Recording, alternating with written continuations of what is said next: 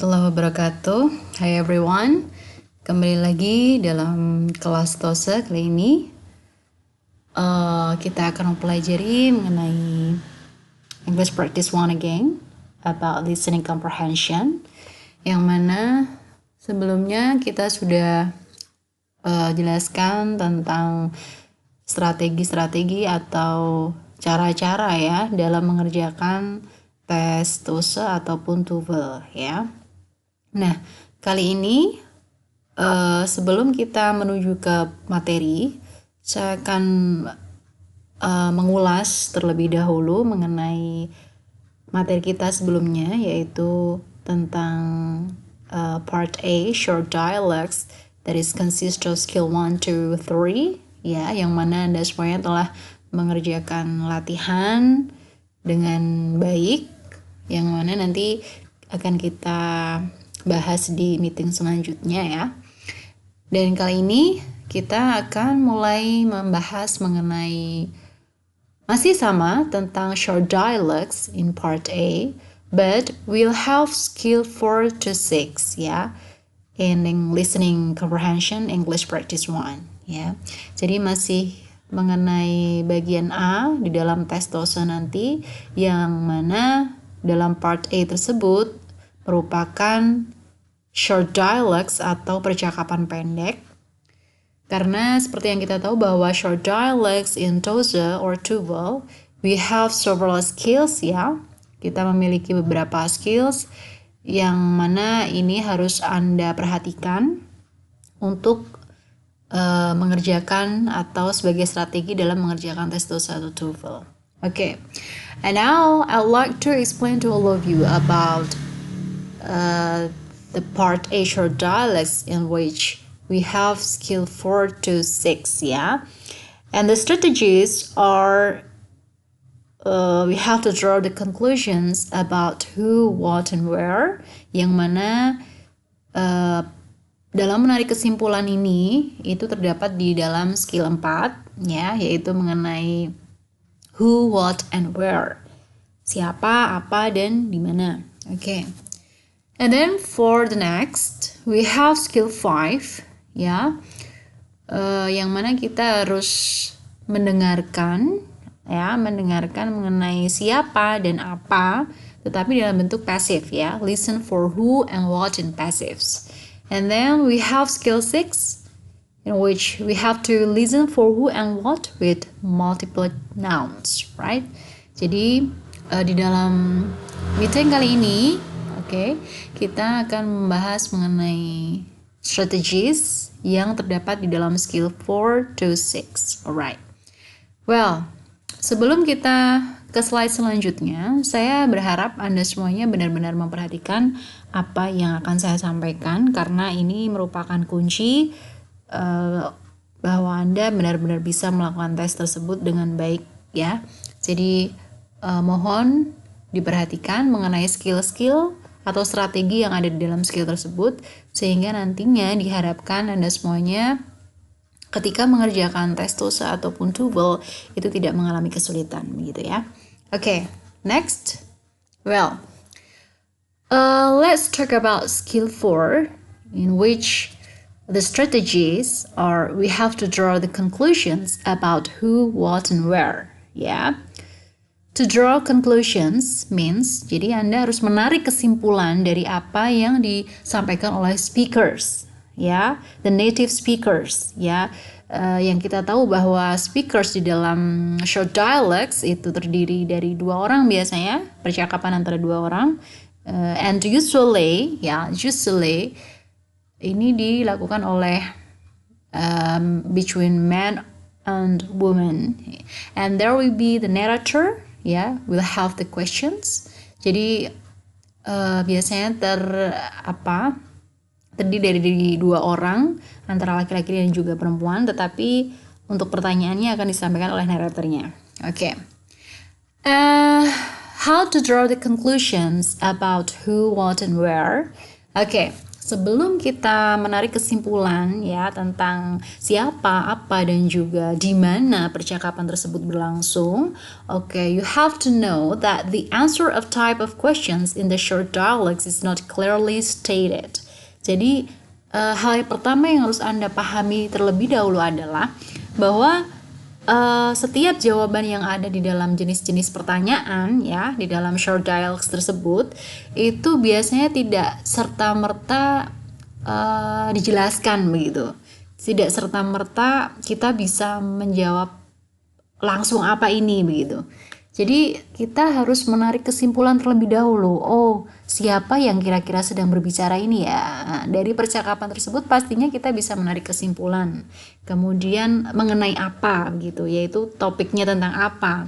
And then di mana kira-kira ketika percakapan tersebut terjadi, kira-kira di dalam bayangan kita mereka sedang berada di mana? Ya, you have to know about this.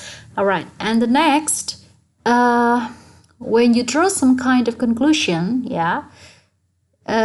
usually it is based on clues given in the dialogue. Jadi kita harus menarik kesimpulan ya, itu berdasarkan clues atau kata kunci ya, kata kunci yang disampaikan di dalam percakapan tersebut. Ya kata kunci itu banyak, bisa berupa ya keywords entah itu ya vocab yang harus Anda ketahui tentang percakapan tersebut ya, bisa tentang siapa, apa, di mana, bagaimana, kemudian mengapa. Nah itu biasanya menjadi clues atau kata kuncinya ketika kita harus menjawab pertanyaan tersebut. And then the next, you have to determine who the speaker is ya, based on clues given in the dialogue. Jadi yang paling penting adalah who ya, kita tahu siapa yang sedang berbicara ini ya, antara percakapan between A and B atau woman and man itu kira-kira siapa. Nah dari percakapan tersebut ketika kita fokus kepada the short dialogues ya, it will help us to answer the questions ya. Jadi dengan mengetahui siapa yang sedang berbicara tersebut, ini akan membantu kita dalam menjawab pertanyaan yang disampaikan oleh naratornya. And then the next, we have the example ya. Contohnya kita bisa lihat dari percakapan ini ya. On the recording you'll hear ya, ada the woman and also the man and also the narrator. The woman said, "Can you tell what assignment I missed when I was absent from your class?" Nah, dari sini kita lihat ya, ada kata kuncinya yaitu assignment. Assignment adalah tugas ya. And then the main answer, you missed one homework assignment and the quiz. Ya. You missed one homework assignment and the quiz. Nah, jadi ketika percakapan ini berlangsung di dalam benak kita, pasti akan berpikir, oh ini percakapan yang membahas tentang assignment, ya, tentang homework assignment atau PR begitu ya, tugas begitu. Nah, kira-kira dari percakapan ini kita sudah bisa melihat seperti yang kita jelaskan di meeting sebelumnya bahwa selain kita harus fokus kepada baris kedua atau focus on the last line of the conversation ya, kita juga harus bisa menangkap keseluruhan apa topik dari percakapan tersebut. And the narrator will have the questions, who is the man? Nah, dari percakapan tersebut kita akan bisa menyimpulkan siapa laki-laki yang sedang berbicara tersebut. Karena mereka berdua antara woman and also man itu berbicara mengenai assignment, kemudian berbicara tentang class, kemudian homework assignment. Nah, dapat kita simpulkan bahwa ya, kita lihat dulu jawabannya. Nah, in your textbooks you read a newspaper editor, and then a police officer, a teacher, and a student. Jadi ada beberapa pilihan yang harus Anda pilih. sebelum menjawab pertanyaan pada percakapan tersebut. Oke, and then dari topik yang sudah kita ketahui tadi mengenai assignment, kemudian mengenai class, kemudian homework assignment and the quiz ya. Itu bisa kita simpulkan bahwa mereka ini adalah percakapan antara seorang siswa atau mahasiswa ya dengan guru atau dosennya. Jadi bisa kita simpulkan dari konteks pembicaraan tersebut, oke? And then dari pilihan jawaban yang ada ya, we have a teacher to answer the questions ya. Jadi dibandingkan dengan pilihan jawaban yang lain, yang lebih tepat adalah a teacher. Karena seperti yang kita tahu bahwa konteks pembicaraan tadi membahas mengenai tugas kuliah ataupun tugas sekolah dan juga mengenai kelas begitu. And then for skill 4 ya, actually when we draw the conclusion about who, what, and also where, what you have to do is that you have to draw one of the following conclusions in the short dialogues. Contohnya adalah who, and then what, and also where. And for who, we have to know that who is probably talking, and then what will she or he probably do next. And also, where does the dialogue probably take place?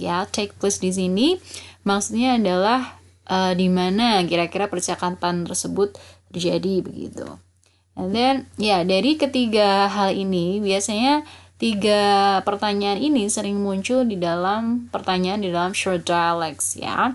And then, now don't forget to have this kind of questions ya.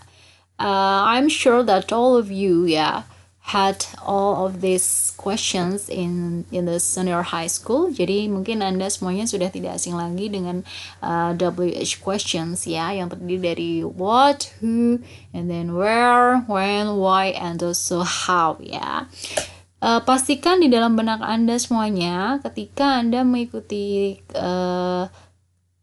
tes TOEFL ataupun TOEFL, please keep in your mind that you have WH questions to answer the question or to help to answer the questions like what, who, where, when, why, and also who, how. Okay, so please be careful about this Jadi apa, siapa, di mana, kapan, kemudian why, and also how Keep in your mind about these kinds of questions. Alright. And now we go to skill 5 in which we have to listen for who and what in passives. Jadi di dalam skill 5 ini kita harus fokus mendengarkan about who and what in passive dalam bentuk pasif And usually it is sometimes difficult to understand who or what is doing the action in a passive sentence. Jadi biasanya kita agak sulit memahami tentang siapa atau apa yang sedang melakukan apa begitu aktivitas apa dalam bentuk pasif begitu. Contohnya seperti ini, coba Anda lihat semuanya. Contohnya ketika Anda menerangkan, did Sally go to bank this morning? And then the woman said, yeah, she did. She got a new checking account. In the narrative we have the questions. What does the woman imply? Nah, di sini ada kata what does the woman imply? Ada kalimat what does the woman imply? Alright. Imply di sini maksudnya tidak langsung Jadi maksud dari si wanita ini apa sih sebenarnya begitu. Jadi tidak serta-merta langsung dinyatakan dengan menggunakan kalimat aktif secara langsung begitu. Karena nantinya jawabannya itu akan kita lihat dari seperti yang di strategi pertama yang kemarin sudah kita jelaskan bahwa kita harus tetap fokus kepada baris kedua begitu. Nah, biasanya ini lebih pesannya itu tersirat begitu Jadi kita lihat ada man, did Sally go to bank this morning? Apakah Sally pergi ke bank pagi ini ya? Yeah, she did. She got a new checking account. Nah, yang perlu Anda perhatikan pertanyaan ini karena pertanyaan dari narrator ini sangat penting ya, Anda perhatikan begitu untuk Anda bisa menjawab atau memilih dari pilihan jawaban yang ada biar tidak terjadi kesalahan begitu ya. Oke, kita lihat pilihan jawabannya. Well, in your textbook you will read Sally wrote several checks and then Sally wanted to check up on the bank and then a new checking account was opened and Sally checked on the balance in her account. Jadi ada beberapa pilihan jawaban ya. Nah, kira-kira ketika kita melihat atau mendengarkan percakapan tadi antara the man and the woman ya. Nah, kita lihat di sini konteks pembicaraannya adalah mengenai apa? Ya, mengenai bank ya, tentang bank begitu. Kemudian ada account ya. Nah, dari sini kita bisa melihat ketika di dalam benak kita adalah where misalkan di mana. Nah, pasti kita langsung bisa menjawab, oh, ini di bank begitu. Percakapan terjadi di bank, tetapi tidak pasti di bank karena bisa jadi pertanyaan ini muncul di luar bank begitu, di luar lokasi bank begitu. Nah, oke. Tetapi secara general ketika kita melihat percakapan ini, apakah terlihat bahwa ini dilaksanakan secara langsung percakapannya di bank? Sepertinya tidak ya, bau-baunya tidak begitu karena sepertinya memang ini hanya membicarakan tentang topik mengenai bank, tetapi belum tentu percakapannya terjadi di bank. Oke. Ketika kita melihat pilihan jawaban A, Sally wrote several checks, apakah betul? Sepertinya tidak, karena if Sally wrote several checks, jika Sally menulis beberapa cek itu sepertinya tidak mungkin ya, karena di sini ada yang perlu Anda perhatikan bahwa she got a new checking account, artinya dia memiliki akun cek yang baru begitu. Jadi, nah lebih tepatnya kita memilih yang C, a new checking account was opened. Nah, perlu Anda perhatikan bahwa di dalam percakapan ini adalah bentuk aktif begitu ya, yaitu she got a new checking account. Kalimat ini adalah merupakan kalimat aktif. She got a new checking account. Hanya saja dia menggunakan verb to because ini adalah bentuk past tense ya. Nah, dari jawaban yang ada ternyata jawaban ini lebih kepada bentuk pasif ya, bentuk pasif. Oke, saya yakin Anda semuanya sudah cukup paham dengan apa itu passive voice ya. Nah, kita bisa lihat dari sini. Nah, for the passive statements ya, we have if the dialogue contains a passive statement ya, the answer to the question is often an active statement. Nah, ini perlu Anda perhatikan ya. Jika percakapan itu terdiri dari bentuk atau pernyataan dalam bentuk pasif ya. Nah, biasanya itu jawaban di pertanyaan tersebut seringkali itu justru berupa aktif ya, berupa pernyataan aktif dalam bentuk aktif. Dan sebaliknya ya, if the dialogue contains an active statement, the answer to the question is often a passive statement. Dan sebaliknya, ketika di dalam percakapan tersebut terdiri dari pernyataan aktif ya, bentuk aktif. Nah, jawabannya itu sebaliknya, yaitu di dalam bentuk pasif seperti yang sudah kita contohkan pada slide sebelumnya ini tadi ya. Di sini bentuknya aktif, kemudian jawabannya a new checking account was opened. Sehingga bagaimana cara kita mengenali mana itu aktif dan mana itu pasif?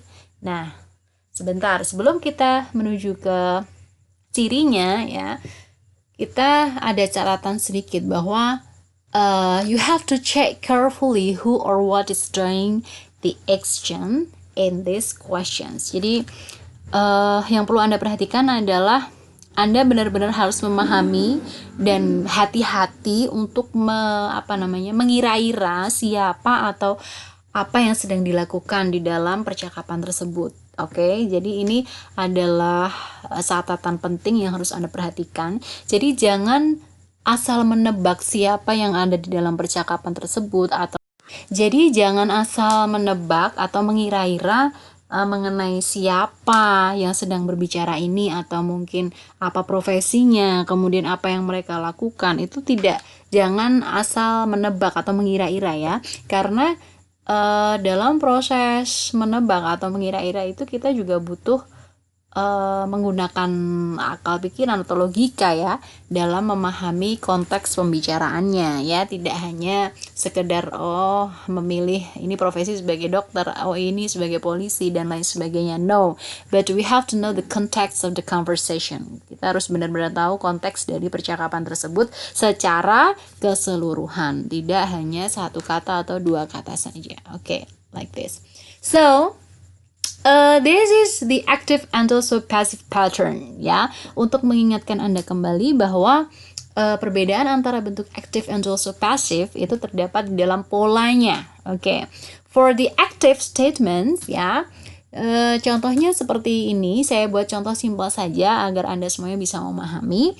Like John writes the report ya. John writes the report. Ketika kita melihat bentuknya secara utuh ya, ini berupa kalimat simple present tense ya. Simple present tense. Cirinya apa? Ada kata s or es di sini dalam verbnya. Tetapi secara grammatical ya atau structure, kita melihat bahwa John itu adalah nama orang ya, yang mana dia berlaku sebagai subject. Subject itu adalah pelaku. Anda harus benar-benar paham dan memperhatikan bahwa yang namanya subject itu pasti pelaku. Alright, entah itu posisinya sebagai orang atau mungkin benda, yang jelas di dalam subjek itu pasti dia berupa nomina atau noun ya. And then we have writes ya, dia adalah bentuk verb atau kata kerja ya, yang mana dia bisa berubah bentuknya ya, karena dia merupakan kata kerja bentuk irregular atau tidak beraturan. Jadi verb satunya adalah write, verb 2-nya wrote, and verb 3-nya adalah written. Alright, so you have to be careful in this case. Anda harus benar-benar memperhatikan karena seperti yang kita tahu di dalam bahasa Inggris, it is different within the nation. So in English we have like rules ya. Kita memiliki aturan-aturan yang jelas mengenai penggunaan kalimat atau penggunaan fungsi kata begitu ya. So you have to be careful in this case. And then dalam bentuk kata kerja tidak beraturan itu contohnya banyak, yang mana Anda ini bisa melihat berbagai referensi, entah itu dictionaries, entah itu books ya. Anda bisa membedakan nanti mana ini yang regular, mana yang irregular. Kalau yang regular itu biasanya like run ya, run ya, something like that. And then bentuk pasifnya dari ini John writes the reports. Ini ada satu yang terlewat, yaitu object ya. The report ini dia berfungsi sebagai object ya. Jadi John writes the report ya. John writes. Sebetulnya secara structure ya, ketika kita membuat kalimat ya, ada berhenti sampai di sini ya, John writes saja, itu sebetulnya sudah bisa dikatakan kalimat. Kenapa? Karena sudah ada subject dan juga verb atau predicate ya. Jadi syarat untuk disebut kalimat adalah ya, yang harus Anda perhatikan, minimal harus terdiri dari subject and predicate. Jadi objek ini sebetulnya hanya sebagai pelengkap saja. Tetapi ya it's okay, akan lebih bagus ketika ada objek atau pelengkapnya ya, or complement, right, something like that. Nah, bentuk dari active ini, John writes the report, dia akan berubah menjadi pasif ya ketika memenuhi aturan ini. Ada subject, to be plus verb 3 and also by agent ya. The report is written by John. Nah, bedanya apa? Nah, kalau active itu pelakunya ada di depan begitu.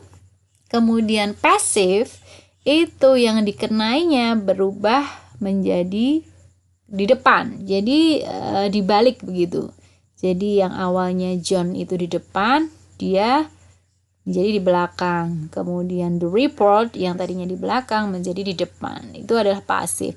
But, tetapi you have to be careful in this case because ada aturan penting di sini bahwa tidak asal merubah bentuknya membalik seperti tadi yang saya sampaikan, tetapi ada aturannya yaitu dalam bentuk pasif ya. Ini ada to be plus verb 3. Jadi to be-nya karena di sini bentuknya simple present tense, dia akan merubah menjadi is, written, right? Bentuk ketiganya write adalah written, right? Nah, ini perubahan ini harus benar-benar Anda perhatikan. Nah, ditambah dengan by. Oleh siapa? Oleh John. Nah, this is very important thing you have to know about active and also passive pattern. Ini adalah kunci ya untuk memahami mengenai active dan juga passive. Alright. And then the last skill for this meeting is about skill 6 ya. We have to listen for who and what with multiple nouns. Apa itu multiple nouns? Nah, multiple nouns itu dari katanya saja sudah terlihat multiple ya, multiple choice, pilihan ganda. Multiple nouns ya. Nouns itu adalah kata benda, berasal dari kata nomina. Oke. Nah, multiple nouns ya, it is more than one noun. Jadi lebih dari satu kata benda. Di mana? In a sentence in a short dialogues. Di dalam kalimat, di dalam percakapan pendek tersebut ya. Contohnya kita lihat on the recording we'll have the man and also the woman have the short dialogues, and the narrator will have the questions like, do you know who is in the band now? Kemudian the woman said, I heard that Mara replaced Robert in the band. The narrator will have the questions. What does the woman say about the band? Nah, di sini tetap kita fokus kepada baris kedua. Oke, karena pertanyaan dari narrator itu biasanya merujuk kepada baris kedua. Alright. What does the woman say about the band? Apa yang dikatakan si wanita ini tentang band ini ya? Nah, tentang band. Di sini ada apakah kamu tahu siapa yang sekarang ada di band tersebut gitu? Sekarang gitu. I heard that Mara replaced Robert in the band. Jadi ada kata Mara dan juga Robert. Dua nama ini merupakan noun ya, atau kata benda seperti yang sudah saya jelaskan di slide sebelumnya tadi di dalam pola active statement ya, bahwa noun atau subject itu biasanya adalah benda ya, dan itu pasti. Ketika ada kata kerja itu pasti dibendakan menjadi kata benda ya, atau the nominalization namanya, nominalisasi begitu. Karena posisi sebagai subjek itu syaratnya adalah benda begitu. Jadi multiple noun-nya di sini adalah ada Mara, kemudian ada Robert. Nah, kemudian kita lihat.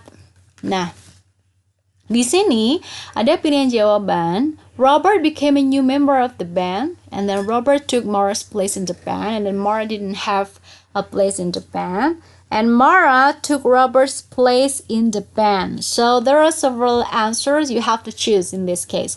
So which one is the best answer? Nah, dari pertanyaan tadi, what does the woman say about the band? Nah, seperti yang saya garis bawah di sini bahwa ada Mara dan juga Robert ya, karena ini adalah multiple nouns. So dari konteks pembicaraan ini mereka membicarakan tentang band, right?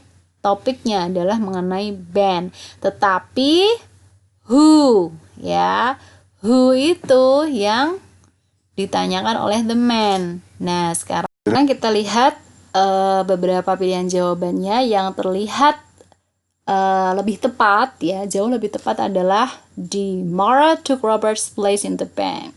Karena kita lihat Robert became a new member of the band, apakah mungkin? Sepertinya tidak, karena di dalam percakapan tadi tidak membahas mengenai a new member ya, member baru atau anggota baru, tidak.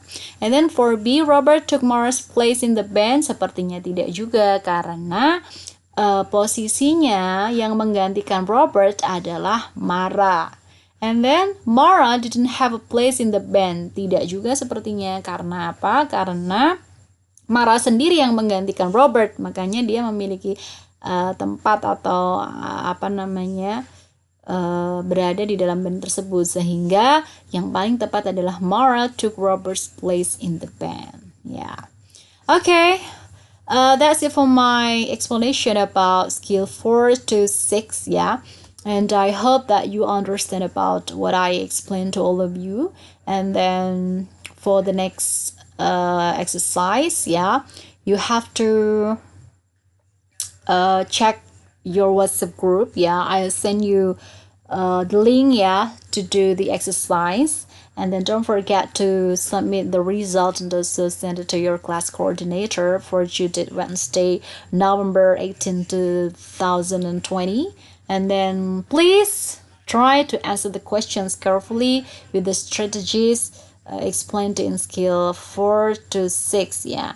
And all of the exercises, yeah, inshallah we'll discuss it later. And I hope you have the exercise and doing this exercise meskipun di dalam rumah. I hope that you enjoy this, and then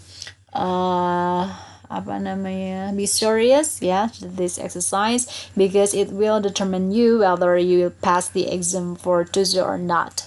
Jadi please be careful in this case. So thank you so much. If you have the questions about our material today, yeah, please send me a message. Thank you so much for your attention. See you for the next meeting. Assalamualaikum warahmatullahi wabarakatuh.